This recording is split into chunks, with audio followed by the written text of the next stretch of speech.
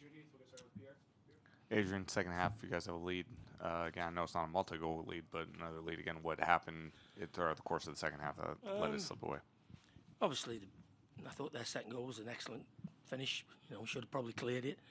And obviously, Klaus coming on as a threat, big handful. I think that's his 8th goal in 15 games since he's come back. So, but the overriding thought of the game again is that we started the game really well and we had, 2 or 3 really good chances.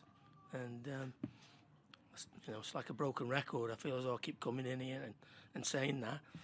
And that would then give us an ability to relax and play our football. I actually thought some of our football was good this evening. But it was one of them games that was never comfortable. They've got a lot of talent and they play the way they do. They're really good at it. And I'm disappointed because I don't think we've had enough out of the week for the way we've played. You said that you want to give the home fans something to get behind when you're at home. Do you feel like your team plays differently at home than they do on the road this year? Well, you do play differently on the road. The mentality is completely different. You want to make sure you stay in the game, make it difficult, and we're a very good counter-attacking team. That's why we've done well on the road. At home, we have to get after the opposition a lot more. I can think of maybe 4 or 5 games this year that I feel we should have won comfortably, and we haven't.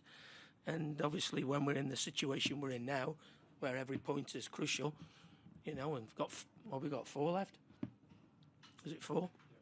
Yeah, 2 at home, 2 away, 12 points to play for.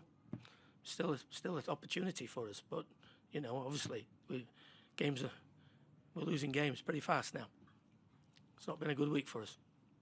On the Klaus goal, did somebody just blow a mark on the back? He seemed like he had a little bit of a free run. Yeah, he's he's obviously a very experienced player. He's gone and stood on probably our smallest man on the back 4, and that's DJ. And obviously, we couldn't clear the ball. We had opportunities to clear the ball, and we didn't. And they recycled, and then they put a good ball in. It's a good header from him. Was it a tough decision not to play Ray? Is it anything new? No. It's he was not available. He couldn't have played today. So you're hopeful that will. Hopefully for next week. Hopeful, but you never know with these things, Jerry. Sangben's first start since July 1st. Aside from not getting a finish in there, how did you feel about his performance? I thought he did well. Thought he was dangerous in the first half, but good runs on. We've got to. I think back a year ago, talking about Bongi, we've got to get some composure into him. That could probably be said of Sangben at this moment in time.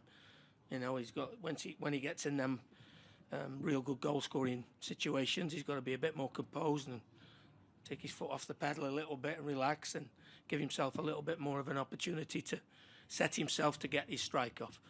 But there were some good moments from him this evening.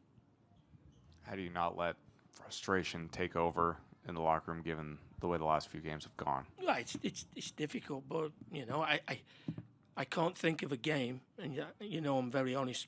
I don't think we've played well. I'll be the first to say I thought we were poor this evening.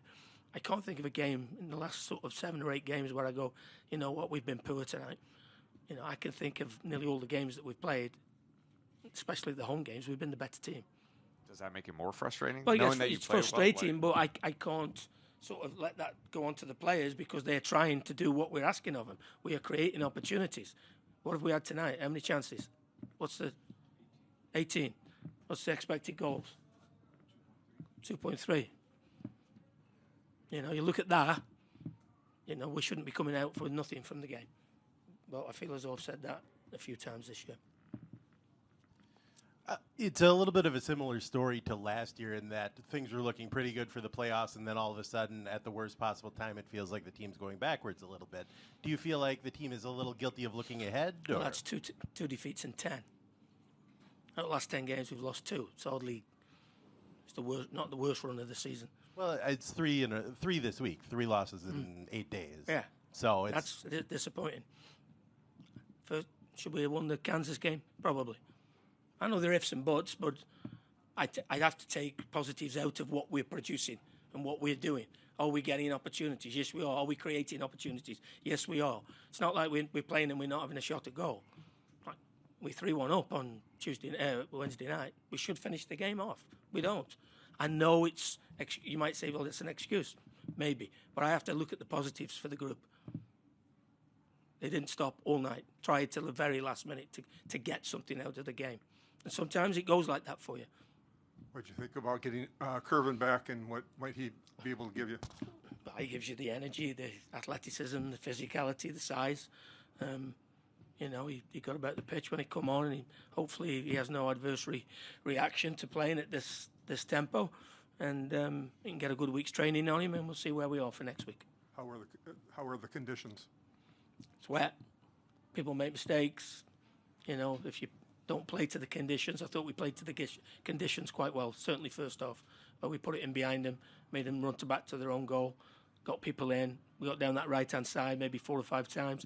Didn't quite have the last bit of quality to pick people out. And when we did, we didn't finish. Any more for Adrian? We're good? All right, thank you.